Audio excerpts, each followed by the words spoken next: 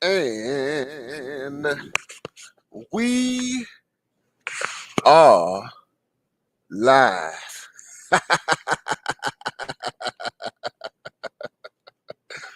Woo! It's BMI 3000 reloaded once again in the house. What's going on? What's going on? What's going on? What's going on? My man Jay, what's going on? Good to see you, my brother. Good to see you. Good to see you.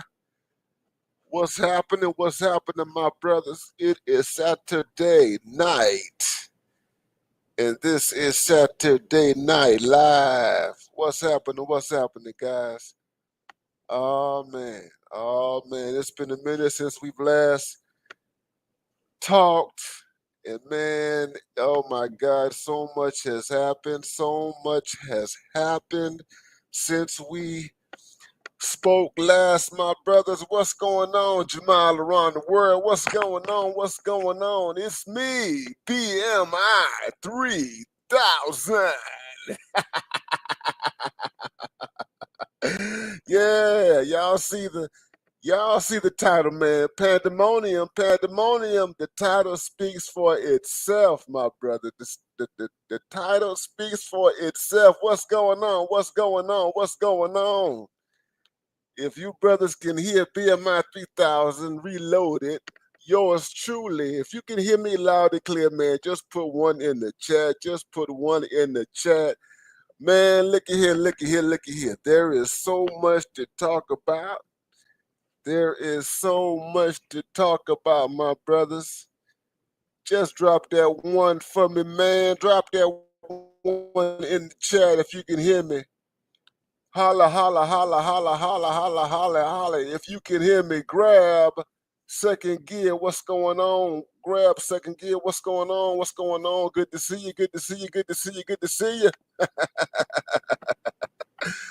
Woo, man! I tell you, man. I tell you, guys. We are not even. We are not even 1 month in. We are not even 1 month in since the man took office, since he was inaugurated. Not even 1 month in. Oh my God. And let me tell you, the only word that I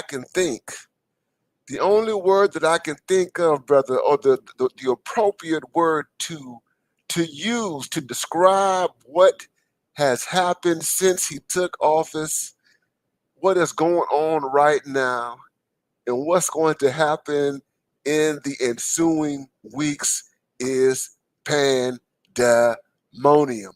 Pandemonium. Pandemonium. Pandemonium.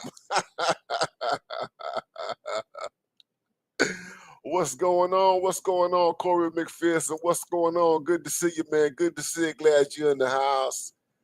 What's going on, our Jizzle, man? Good to see you, my brother. Good to see you. Glad that you're here. Glad that you're here, man. I haven't seen you guys in a minute. Man. Glad that you're here.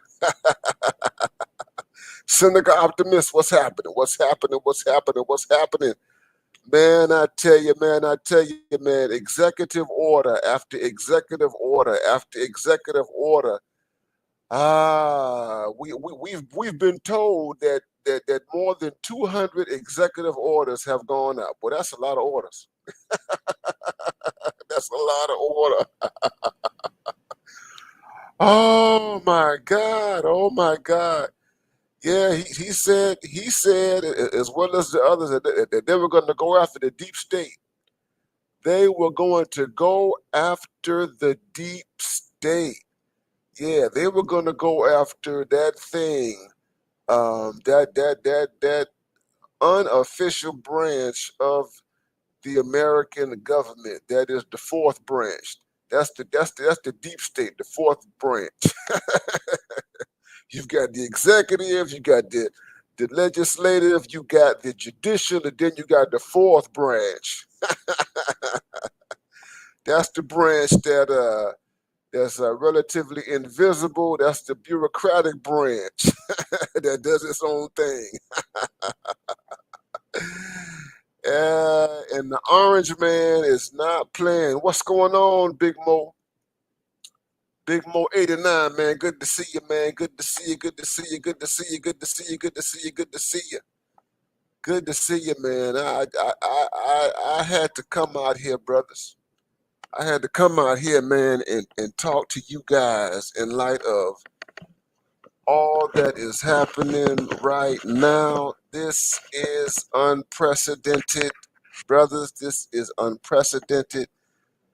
The kind of turns and twists, the kind of upheavals that we are witnessing is unprecedented in the history of the United States. And I'm going to be honest with you, brothers, I'm not completely surprised. I'm not surprised, and those of us who paid attention last time are not surprised, because this is Captain Chaos. This is Captain Chaos. And this is a person who thrives in chaos, okay? And he is unsettling things. He is shaking up things. Some people refer to this as just an adrenaline, a political adrenaline rush. Yeah, that's it. That's it. That's it, man. You just um, you do everything that you can within a short period of time to throw off all of the forces that are basically set up to neutralize the power that you have, um, and at the same time put forward whatever agenda that you have had planned. So that is exactly what is happening right now. Good to see you guys. Good to see you. Good to see you. Good to see you. Good to see you. And we see the response, man. You can see the response. Obviously, the Democratic, what's left of the Democratic Party, is not looking really good right about now. It's not looking really, really, really good right about now. No, no, no, no, no, no, no. All the Congress people, especially the folks in Congress, the Chuck Schumers and the Maxine Waters, the Nancy Pelosi's, and then you got some of the senators, your Elizabeth Warrens and your Raphael Warnocks and other people. And then you got the other people. You got your squad. You got your AOC. You got your Presley. You've got all of these folks. You got Ilian Omar. Man, you got all of these people. Man, they are in a tizzy. They end up in a tizzy. And speaking of Ilian, speaking of Ilian, I tell you, brother, we are witnessing right now. We are witnessing a mass deportation of non-American people who are not citizens. We are witnessing a mass deportation enterprise that few of us have ever witnessed in our entire lifetimes. Barack Obama deported over 1 million people. Y'all know that? No one talks about Obama, man. No one talks about Obama. Obama, and that number is kind of generous. Obama deported a whole lot of people during his 2 terms as president of the United States, number 45. And he did it on the low. Obama did that on the low. No, no, no, no. He was passive aggressive. He was passive aggressive with that. What's going on, Chaos Rain? Good to see you, Chaos Rain. Good to see you, man. Good to see you. Good to see you, man. Glad that you're here.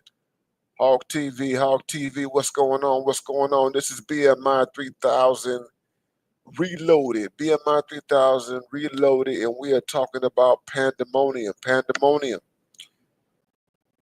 Man. Yeah, the Orange Man and his sidekick, the unofficial bureaucrat, federal bureaucrat, that is Elon Musk, and the Department of Government Efficiency, Doge. They're just exposing. They're just exposing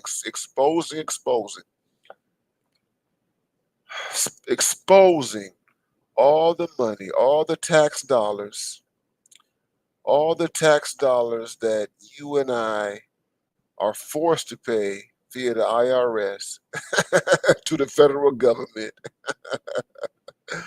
All the tax dollars that are used for all sorts of nonsense. All sorts of nonsense. They put a freeze.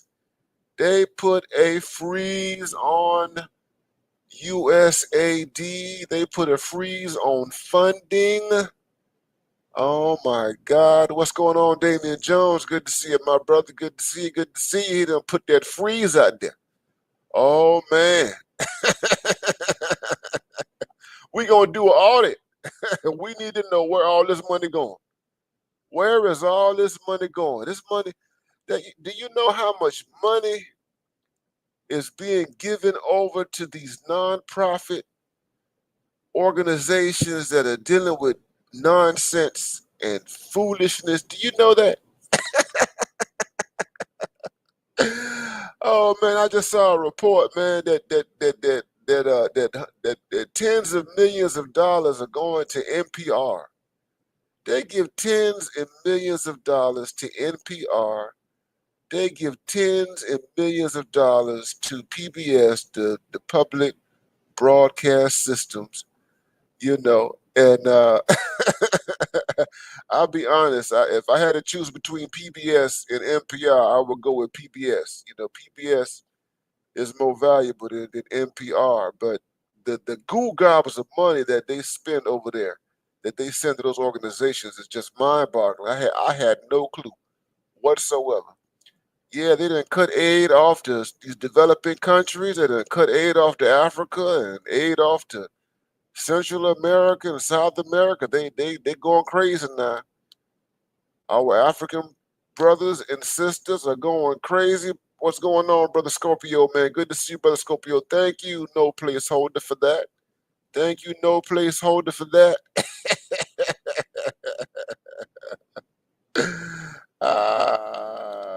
Woo! We got the Colonel, man. We got the Colonel, Charles Faulkner. Woo!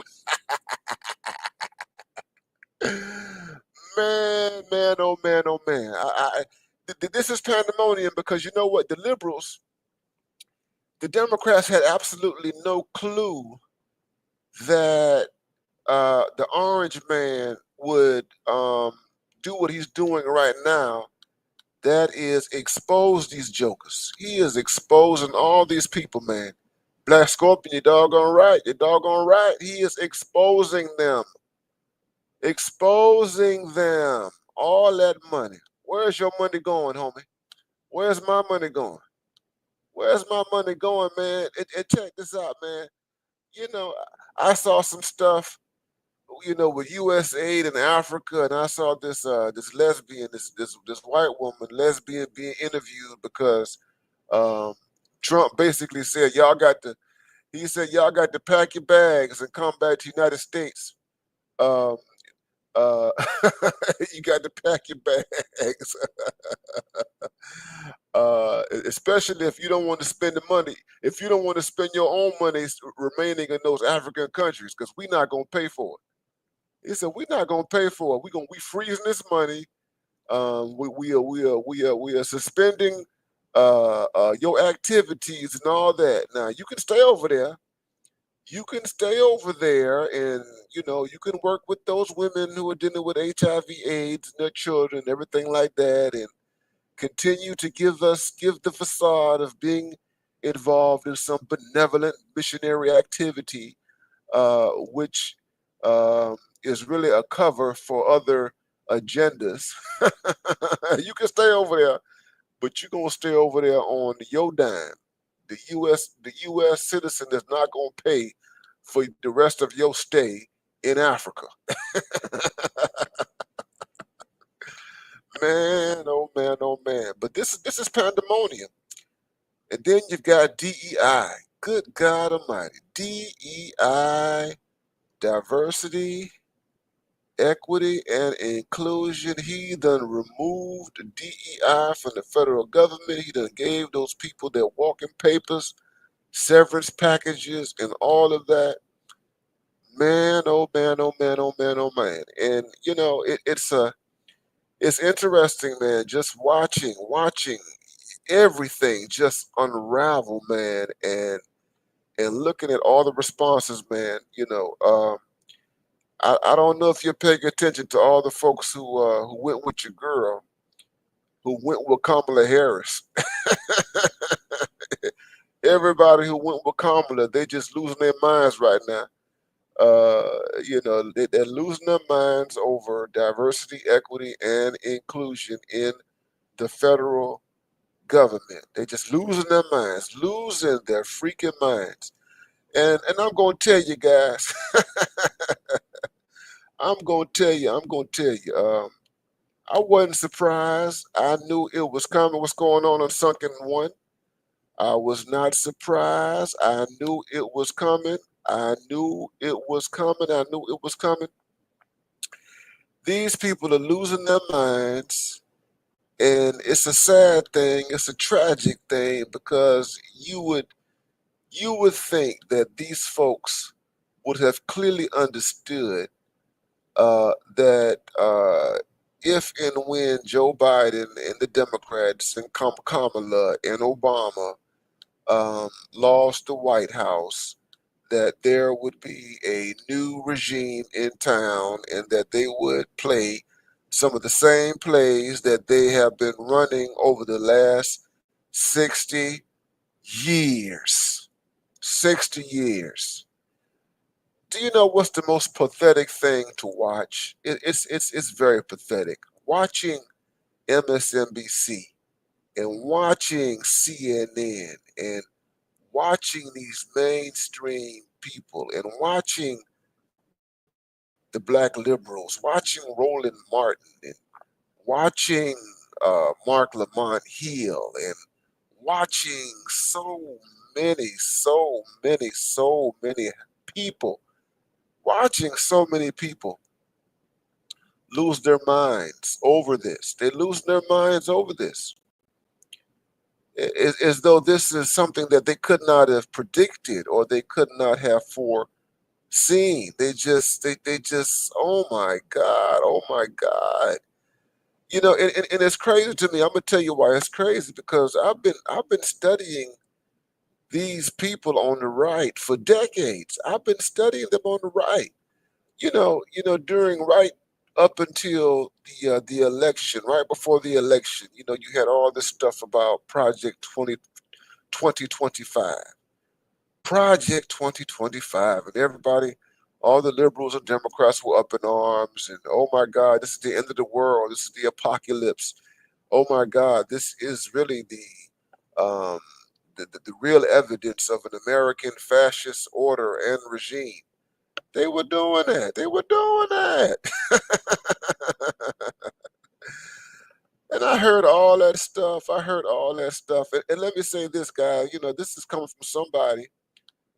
I voted for Democratic politicians all the way up to Hillary Clinton. Hillary Clinton was the last Democrat person I voted for. I am a full-blown independent. She is the last Democratic politician. I hadn't voted for one since, and I don't plan on voting for a Democrat ever again.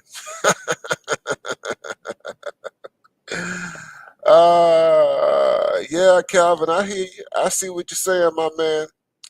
But the reality is that uh, the safety net. Uh, the reality is that the welfare state is one that not only includes poor blacks, but it also includes poor whites. Don't forget J.D. Vance. J.D. Vance. J.D. Vance. Don't forget about J.D. Vance, the author of Hillbilly Elegy. J.D. Vance, a man who is unapologetically connected to poor whites, or what some have called the white trash population. A man who knows opioid addiction in families and abuse, substance abuse, and poverty intimately. So here's the thing about the safety net. Um, there were concerns about the safety net during George Bush's reign. That is George W. Bush. You know, George W. Bush is going to take. He's going to take away Social Security. They're going to take away Medicaid. They're going to take away, um, what remained of the welfare state after it had been reformed under um, Bill Clinton. And guess what happened? George Bush served 2 terms in the White House, and nothing happened to Social Security. There were no additional reforms done to the welfare state. Medicaid stayed intact and all that kind of stuff, and people still benefited from it. Thank you, Black Scorpion. This is BMI 3000 Reloaded. BMI 3000 Reloaded. Here's the thing. Um, Trump, Trump would do a very suicidal and detrimental thing to his movement, um, and to his vice president, who is going to be his successor after he leaves office. He would do a very, very bad thing if he were to attempt to cut Social Security or or rather the social safety net, that is the welfare state, because you've got too many. Because a lot of those white people who voted for him, a lot of those working class white people, those lower middle class white people, those unemployed white people, they on Section 8 too. They get food stamps too. They get EBT too. Okay, so it's not just Keisha. Keisha ain't the only one who's an EBT recipient. Billy Bob them, Billy Bob them get it. So they're going to move carefully and cautiously with that if they want to remain in power for the next not just 8 years, but 12 years and even beyond. Thank you for that, Black Scorpion. Thank you for that. Thank you for that. But yeah, we are witnessing pandemonium. We are witnessing pandemonium. This is shock therapy, and it's very, very fascinating watching the responses to those who, they deal with what they call it, TDS, Trump derangement syndrome, and everything. Um, it's very, very, very, very fascinating watching the responses to it. And it's fascinating. It's saddening. It's tragic. It's just disheartening.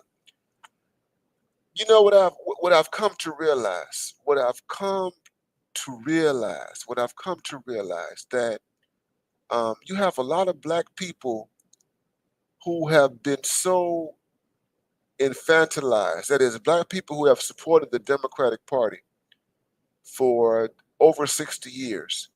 I've come to realize that that many black people who have supported the Democratic Party have allowed themselves to be so codependent and so addicted to the idea of a liberal daddy and a liberal mommy that they cannot imagine any type of black agency, any type of black self determination any type of black independence outside of liberal daddy and liberal mommy. They just, you're right, Leon, 008, they just can't, they just can't imagine it. They just can't imagine it. This is the saddest thing I've ever seen in my life. So black Americans, those who are classified as black Americans, have been in the United States for over 400 years. 400 years. Black Americans have survived every stage, every phase of American history. 246 years of enslavement. Think about this. 246 years of enslavement, which which culminated, with the Civil War. You survived that. You survived, the aftermath. You survived the black codes and Jim Crow and terrorism and the emergence of the Ku Klux Klan and, just hostility, over, the course of almost 100 years. You know what I mean? From the 1880s to the 1960s. Think about this. From the 1880s to the 1960s, no protection. All you didn't even get protected by the Reconstruction amendments that happened, after 1965.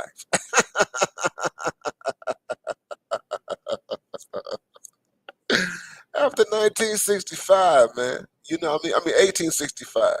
The 13th Amendment, the 14th Amendment, the 15th Amendment, and all of that. I mean, it, you know, black Americans have endured far worse conditions than what um, we are encountering at this particular moment. All right. You went through segregation. After segregation, you had the Reagan era. Black people survived the Reagan era, which includes the crack era and all that kind of stuff and mass incarceration. No, they were not beautiful things. Those were ugly experiences, but you still survived, still here. You're not dead. You haven't been completely wiped out. You know what I mean? So we're talking about a population. I don't care what black people uh, have experienced, in this recent iteration in history.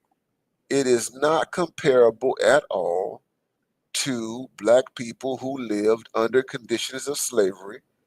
You can't compare it to black people who lived under Jim Crow, and you can't compare it to anything, um, remotely close to that. You understand what I'm saying? It doesn't make any sense. So you have black Americans who look at CNN. You got these people on CNN complaining. You got these, I'm going to say it, these African American women. These women, Amy, what's her name? Amy Phillips. I think that's her name. Amy, she's the CNN host, and Carrie Champion, and you got these people who work for CNN. They're millionaires, millionaires, millionaires, talking like they slaves. You got people who work in the corporations. You got an upper middle class. They work in the corporations. Making upwards of $170,000 a year. DEI have been snatched away, and you would think that they were working on a plantation, a slave plantation. You understand what I'm saying? Black Scorpion said, yes, that's right. Abby Phillips. Abby Phillips. You know what I'm saying? You got these people talking like they're slaves. You've got Maxine Waters. Maxine Waters, no telling how many millions of dollars Maxine Waters, is worth. She's almost 100 years old. And you let her tell it. She's a slave. You understand what I'm saying? She's never been forced to really do anything for her district in Southern California. Never been, held to any real standards, and she's a slave.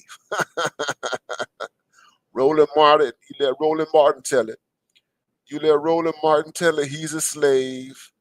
You let Don Lemon tell it. Don Lemon is worth, you know, darn near 40, $50 million. Don Lemon, man. This guy is worth tens of millions and millions of dollars, and you let him talk, and you take him seriously. He wants to convince you that he is on a plantation. He's a slave. You even have Joy Reid, who's not even a foundational Black American. She's not even Adolph's, an American descendant of slaves, and she makes tens of millions of dollars on MSNBC talking smack to white people.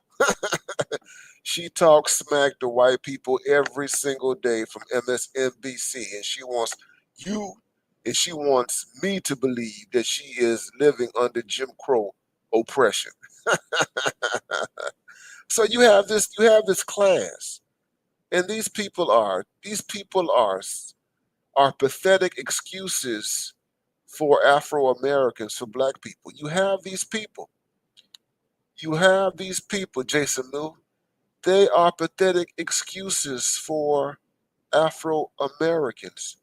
They are the freest Black people that have ever existed in the history of the United States of America.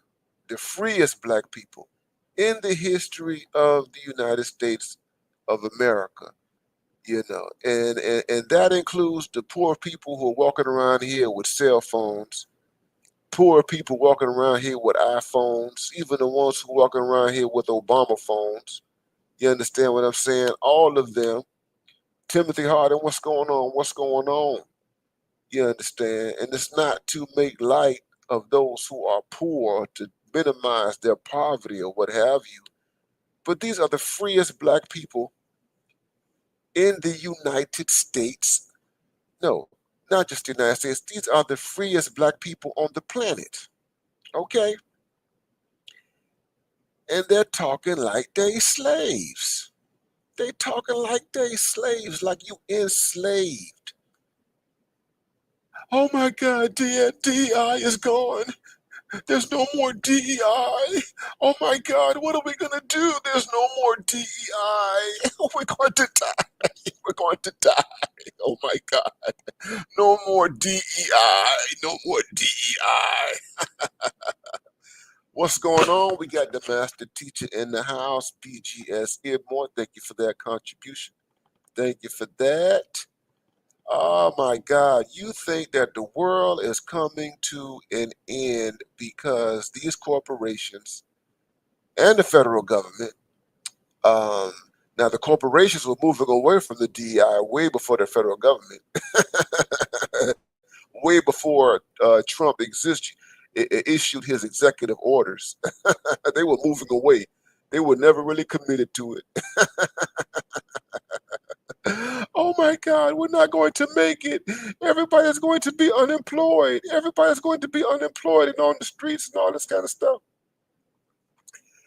And you know what's so interesting about that, guys? I'm gonna tell you what's so interesting. And it's all over the internet.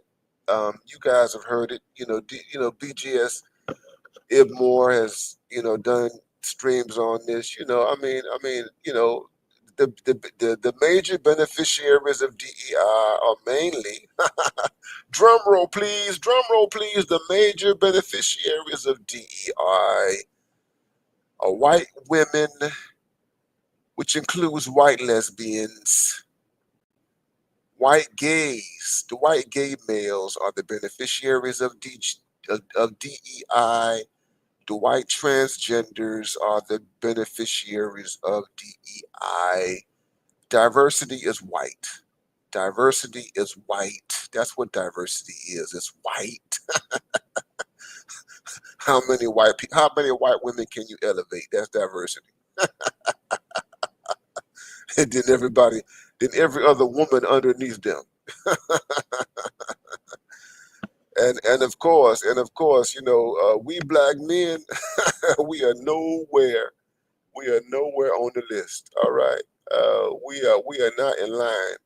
We are not even the last people in line when it comes down to this thing called diversity, equity, and inclusion. You know what I mean? And so um, it is a comical thing to me to watch all of these black professionals, and it's mainly the black professionals, the so-called bourgeoisie, to watch them crash out over something that has, that only has marginal benefits, mainly for, black women who come after everybody that's white. That's what it is. That's what it is. That's what it is. What's going on? BMI 3000 is up in the house. Y'all hit that like button. Y'all hit that like button. I haven't talked to you guys in a long time. You can hit that cash up if you want to. Cash up $ BMI 3000. Cash up $BMI 3000. We are talking about pandemonium. Pandemonium. The world is coming to an end, guys. The world is coming to an end, brothers. The world is coming to an end. That's what the black bourgeoisie is saying to us, especially the black women. Man, you see the black women crashing out. Do you see the black women losing their minds? It is the most tragic. It is the saddest thing. Thank you, Black Man's Option, man. We appreciate you for that. Thank you for that $50, man. You are the sponsor of the stream. Brother Minister, that's who I am. I am here, my brothers. We are live and in the house. But it's a sad thing. It is a sad thing. This Democratic Party has turned us, not all of us, but liberalism, the most recent iterations of liberalism, but I'm going to say the Democratic Party has turned a lot of black people, especially middle class black people, into just weaklings, into a bunch of softies and a bunch of cowards. It's the saddest thing I've ever seen. It's like, oh my God, they have taken away the white savior, and now that they've taken away the white savior, we are going to be thrown black into slavery. And if we're not thrown black into slavery, somebody is going to, run up in our houses. The Klan, they're going to come running up in our apartments and in our condos and our homes. They're going to drag us out, and they're going to take us, and they're going to lynch us, and they're going to burn crosses and all that kind of stuff. When you hear these people talk, I mean, that's what you hear. This is ridiculous. This is what I hear when I hear, especially the women. And even you got these men, Bakari sellers, they just crying and carrying on, and Van Jones. These are the weakest black people that have ever been produced in the history of black people being in the United States. It's as though these people don't even know what history is. They don't know what our adversity is. They don't know what challenge is. More importantly, they don't understand self-determination. They don't understand self-determination, man. You understand what I'm saying?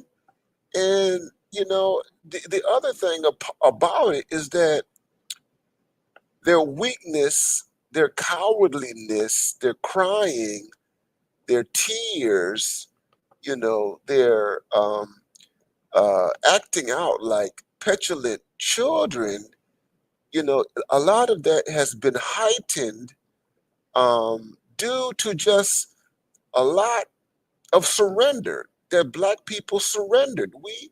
A good number of black Americans, you surrender to assimilation, and you surrender to, sitting next to white people, and you surrender to, being used as a Trojan horse for white interests, and you decided to divide the black population and chop black people up into bits and pieces.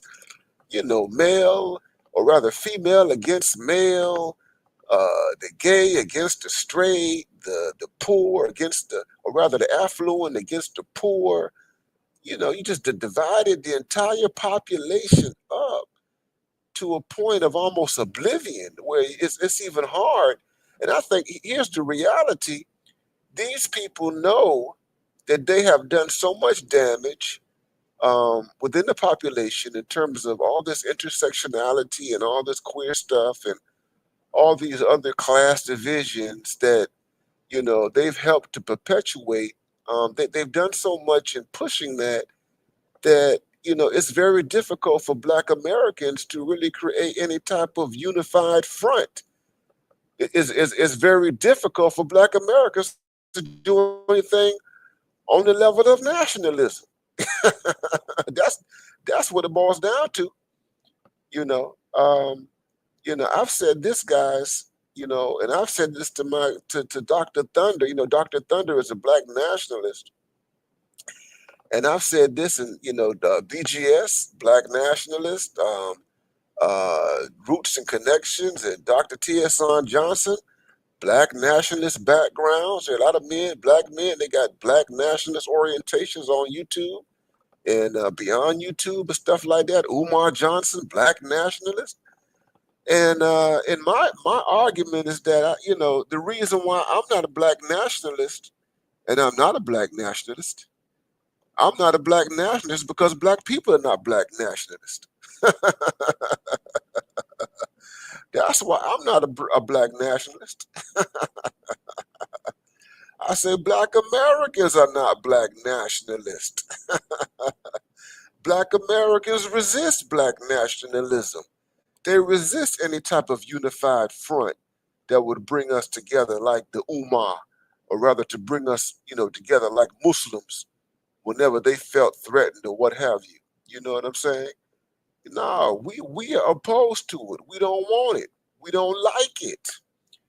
And internally, the feminists and the queer people and the liberals and the radical leftists, yeah, the ones who are a part of the middle and affluent classes, they've done a lot over the past decades to diminish the possibility of Black people from engaging in any real type of nationalistic politics, because they surrendered everything to white liberalism.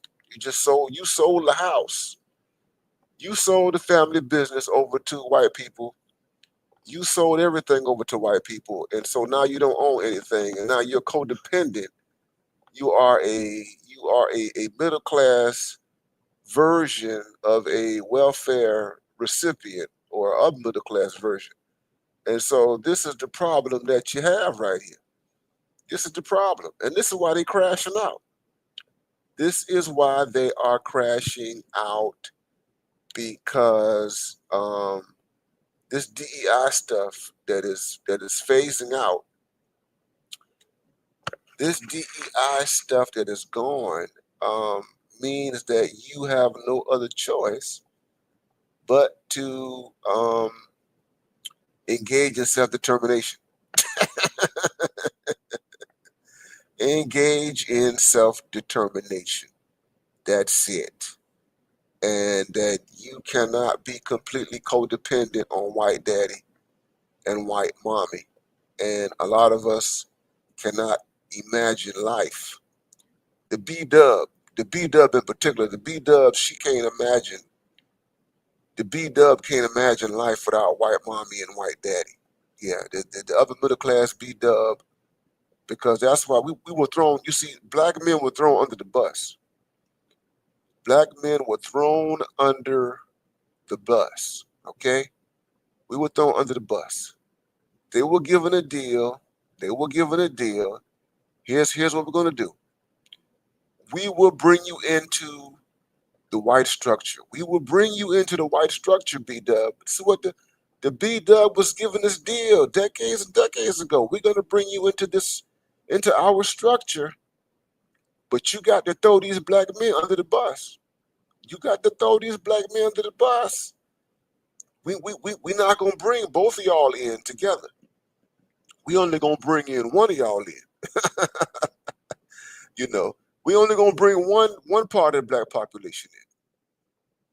We're not gonna bring both of y'all in together, because if we bring both of y'all in together, y'all might, develop a type of mind where you might want to be self-determining and autonomous together. You might try to break completely free from our rule as man and woman and family and as a unit. So we not gonna bring both of y'all in together. We just gonna bring one part of the black population in together. And she said, okay, we'll take that deal. We would take that deal. We would take that deal. What's going on, Passport OG? Good to see you. Good to see you. Good to see you. We will take that deal. We will throw these black men under the bus for the next 60 odd years. We're going to throw the black boys under the bus for the next 60 odd years. And we're going to do business directly with you. And we are going to work together to perpetuate the illusion of inclusion, the illusion of racial justice, and the illusion of American exceptionalism. We're gonna work together to create this illusion that America has triumphed over its racial problems. Yeah, and we're gonna put this black. We're gonna put the B Dub is going to be a great mascot and a great marketing tool for this. Yeah, and unfortunately, so many of us, the Afro Americans, we are. And here's the thing: so many of us are. We are not long-term thinkers. Black people. That's one of the problems that we have as African Americans, as Black people. We are not long-term thinkers. Um, we don't play the long game. The B Dub in particular, the B Dub doesn't play the long game in particular, and we never thought, and particularly the B Dub, self determination. That's right, Passport. The B Dub never thought. The B Dub never thought that her contract. The B Dub never thought that her contract with white America would be broken. She never thought it. She never thought that contract. She thought that her contract with white America would last forever. Never thought. And so now here we are. Um, Here we are. 2025. Pandemonium. Trump 2.0. Trump 2.0. Never thought that the contract would come to an end. And what's sad about it is that the signs have been there.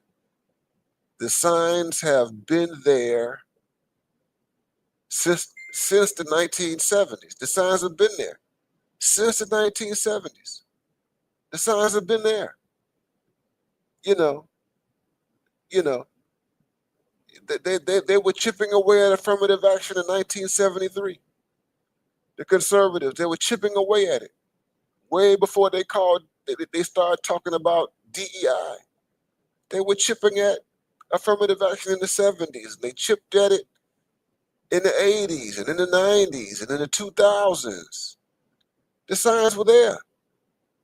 The signs were there. Let me tell you something. 20 years ago, 20 some odd years ago, I remember the classic, the big, I'm going to tell you one, the big affirmative action case. That was in 2003 involving the University of Michigan. That was the big turning point when things began to shift towards diversity. Obama, he's the one who kind of blew diversity up, but the seeds were really with that affirmative action case in 2003 with the University of Michigan. That's basically when they ended race as a variable for admitting students and stuff like that. But it was the late Sandra Day O'Connor, the Catholic Reagan appointee, Sandra Day O'Connor back in 2003 in her opinion on affirmative action. This is her opinion. She said this back in 2003. You can look it up. She says that affirmative action is needed. She said this back then. It's needed. It should not be removed. She says, but affirmative action should not be something that is practiced indefinitely, that it should not exist in perpetuity, that there should be restrictions, there should be time restrictions on affirmative action, that we should not be a nation where this goes on forever, and that uh, it should be gradually phased out. And Sandra Day O'Connor in 2003, she gave affirmative action 25 years.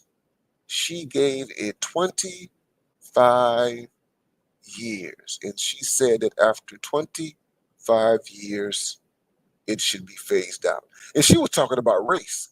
she wasn't talking about gender. She wasn't talking about white women. That was the thing. She wasn't talking about white women. She was talking about race. She was talking about white women. And no, she wasn't talking about white women. She was talking about race. So the the the the the handwriting has always been on the wall. Y'all get them likes up, guys. Y'all get them likes up. This is Pandemonium. Pandemonium. Pandemonium, brothers. This is Trump 2.0. 2.0. And in 2003, the NAACP, every civil rights lawyer in the United States, the Urban League, every black activist, your whole bourgeoisie, all your so-called black leaders, they were aware of how the court had ruled. And they were aware that affirmative action would eventually get phased out. They were aware of that over 20 years ago. And being aware of that, they did nothing to prepare black folks for its, eventual demise. They did absolutely nothing. They just thought that white folks would continue to defend it under the guise of diversity, and that it would just continue to go on. But they did nothing. The black middle class did nothing. The black middle class, and we're talking about Gen X, people from my generation who were having children at that time, who were already having children, my generation already having children, not putting their children in a position to thrive in a world that would emerge where they would remove these so-called preferences. We did nothing. We just sat back and we just kept on living day by day. And then fast forward to 2020, fast forward to 2023, summertime 2023, the Supreme Court renders that decision on affirmative action where it is rendered unconstitutional, and it is taken, it is made unlawful and what have you back in 2023, summer 2023. So for decades and decades and decades, we've seen how these people play.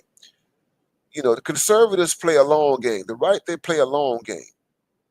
And they've been playing a long game. This is why all this outrage and all this weakness that you see among the black population, the Kamalaites and all that kind of stuff. This is why you see all this weakness. Because these conservatives have played a long game. Project 2025. There's nothing in Project 2025 that was not proposed back in 1975. There's nothing there.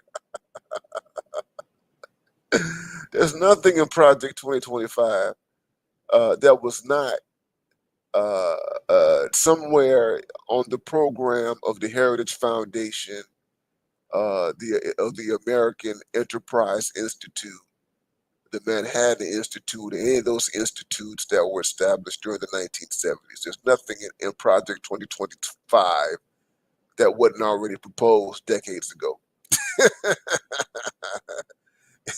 And the right, that conservative right, you know, they don't have secret societies. They don't hide this stuff. They don't hide it. But these Kamalaites, these Biden people, they all brand new. All these people are brand new. All these people are brand new with their fear, and their sense that the world is coming to an end and we all going back to slavery. It was always there. It was always there. But this is just the beginning, guys. This is just the beginning. I mean, you got 4 years, man. 4 years. Think about this. She got 4 years of the Orange Man. The Orange Man show. And it's going to be an interesting thing, my guys. Y'all hit the like button. Y'all hit the like button. We got 75 people up in here. It's going to be an interesting thing, guys, watching how everything else unfolds here in the United States to see what is next. Everything that Trump does is not going to pass legal muster, and he knows it. And the people behind him, they know it. There is this thing called the United States Constitution. The president is not a king. The president of the United States is not an independent sovereign. He is not a royal. The Constitution of the United States, and here's what's so fascinating about this moment of pandemonium. This moment of pandemonium. This is so interesting. This Trump era exposes how ignorant the American population is. I'm telling you right now, it exposes the ignorance of huge swaths of the United States population. Ignorance. Ignorance. What do I mean by that?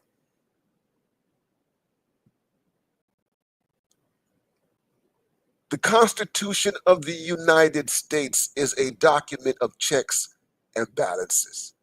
It's a checks and balances. No president is bigger than the Constitution. We have these different branches of government for a reason. Those white men, those slave-owning white men who created the Constitution, who had their Constitutional Convention in Philadelphia and all that kind of stuff, and who created this document. Those men, Hamilton, Madison, Jefferson, all these other people, okay, a whole bunch of them owned slaves. They did create a document that reflected checks and balances. They didn't want to have a king. That's why we have elections. You don't want to have a king. You don't have you don't want to have a sovereign monarch, over a whole bunch of states. I mean, that's why you have a division between, the federal government and state governments and stuff like that, and, what is happening now is that in the pandemonium and all this outrage, what you have is just ignorance. You have just deeply articulated ignorance. about how this society runs, how government runs. It's just ignorant. You don't know what's in the Constitution. I said you don't know basic civics. You don't know basic civics. You know, even with the situation with the birthright citizenship that Trump is dealing with now, and everybody's talking about the 14th Amendment. And yes, the 14th Amendment, yeah, it was, originally intended for those who have been enslaved. Yeah, absolutely.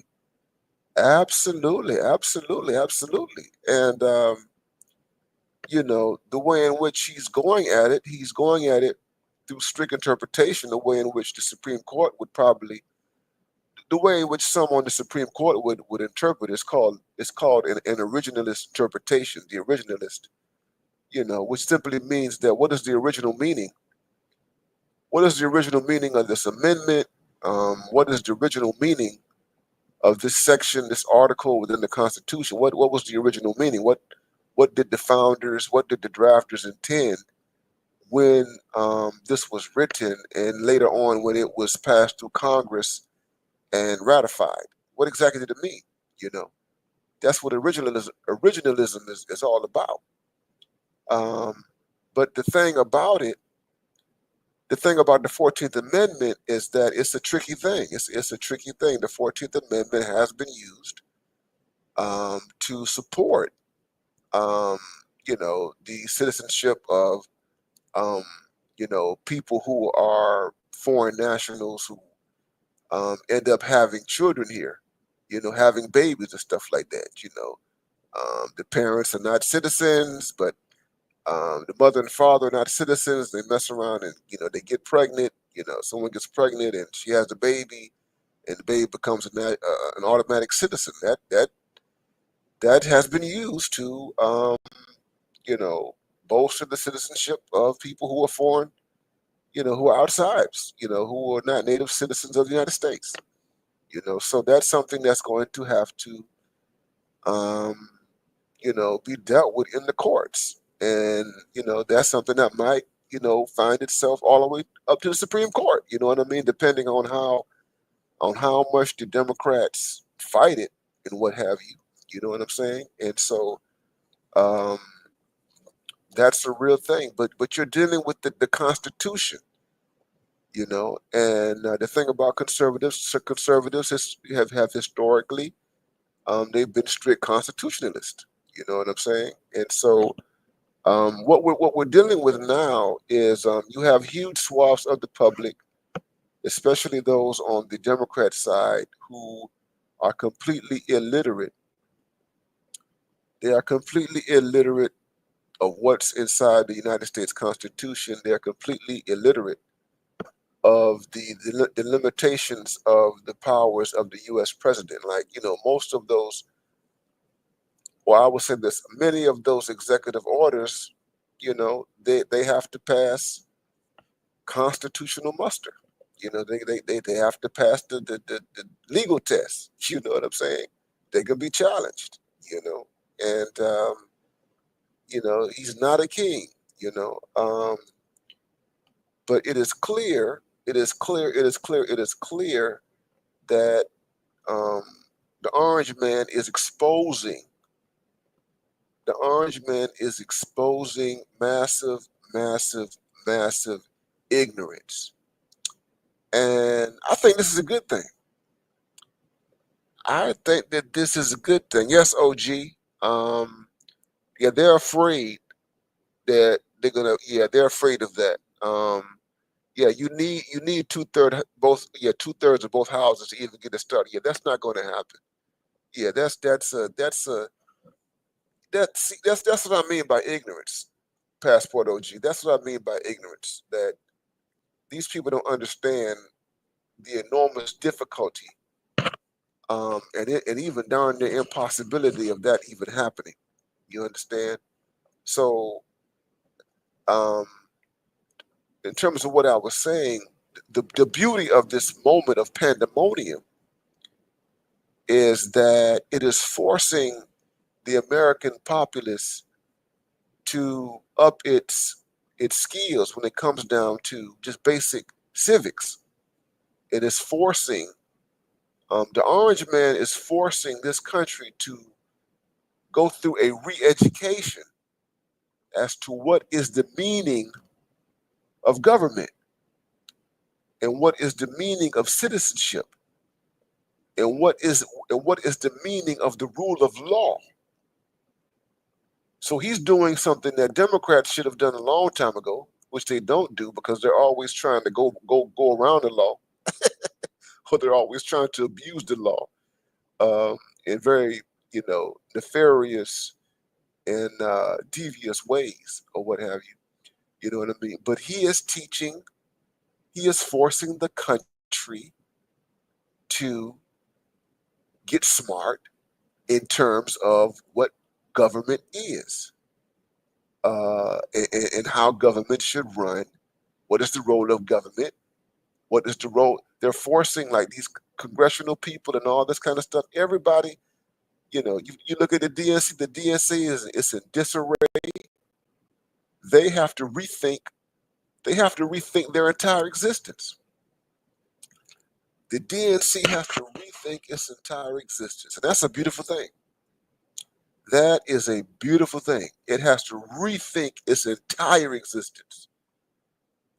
It has to rethink its relationship to the United States Constitution, to citizenship, and everything, um, because they've tried to create a society in many respects that tries to circumvent um, many of the principles that have governed this society since it was founded. Um, and I get it. I get it that this is America is a settler colonial state.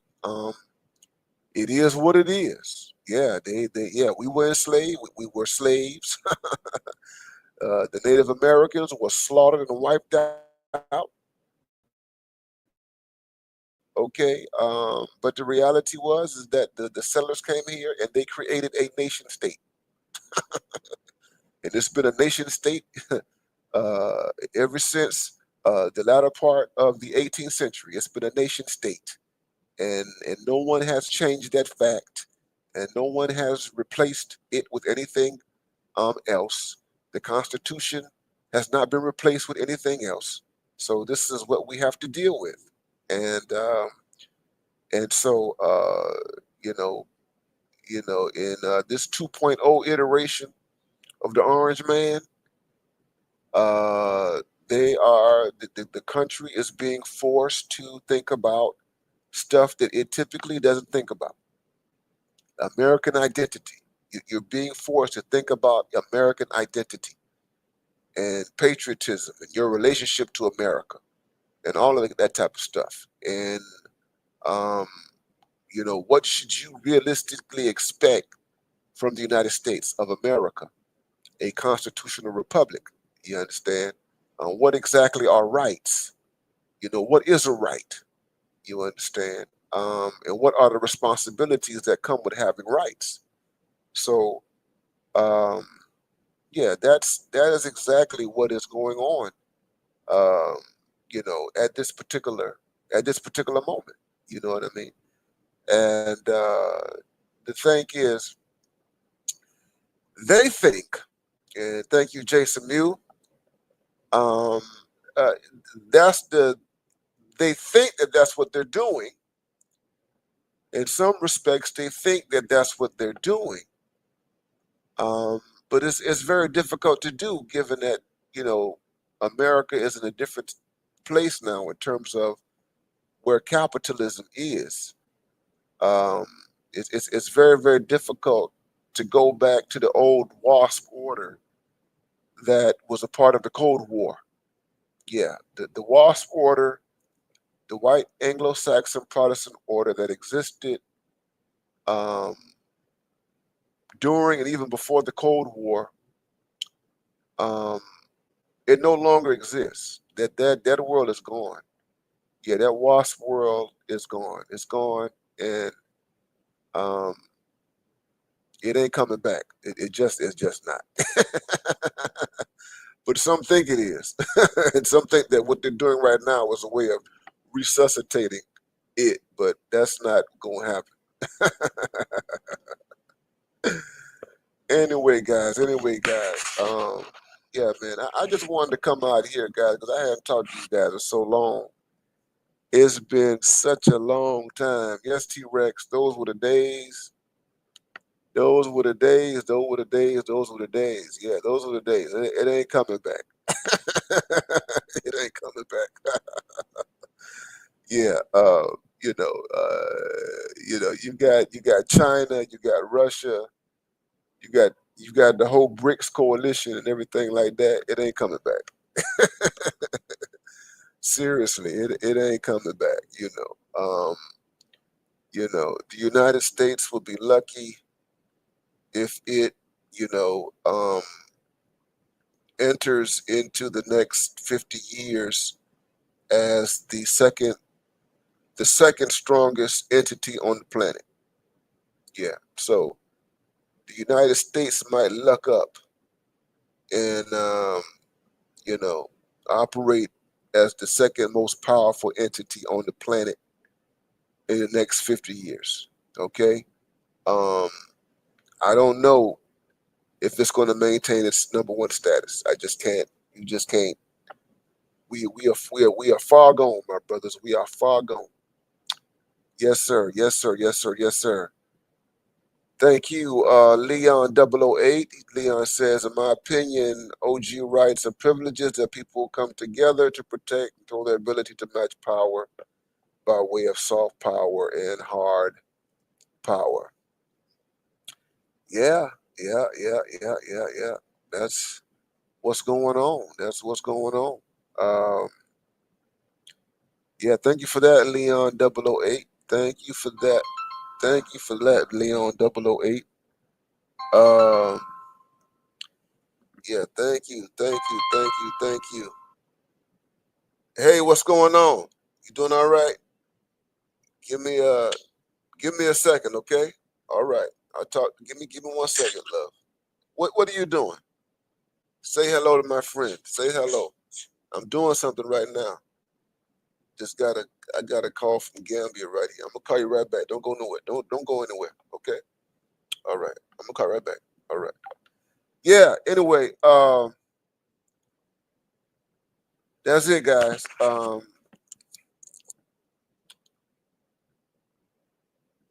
This is a wonderful time, guys.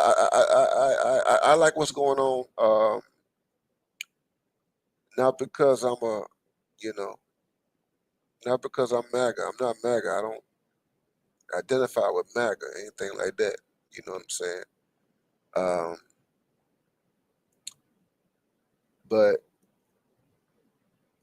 there's a reset and realignment that we're witnessing, and it's forcing us to take stock of what it means to be a free society and what it means for people to be free.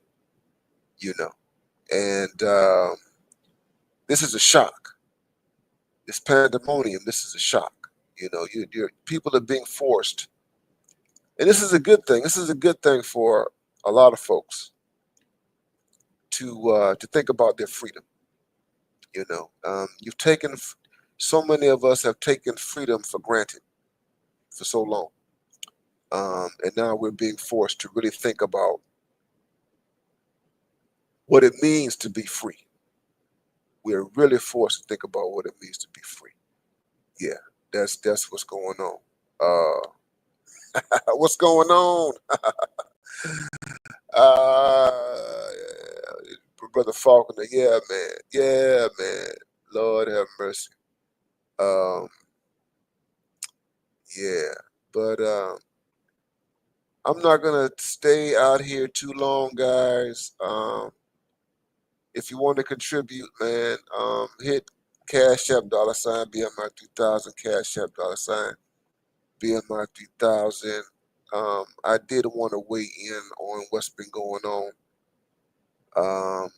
here in the United States since the orange man took office, and the word that um, describes it all is pandemonium. Pandemonium. But we're soldiers. We are soldiers, brothers. All of us are soldiers, and we know how to soldier on and do what we have to do. Um, yeah, and you know, we don't have victim mindsets. Um, self-determination, you know, and we live with all sorts of conditions and all of that. So uh, there's no need for anybody to lose any sleep.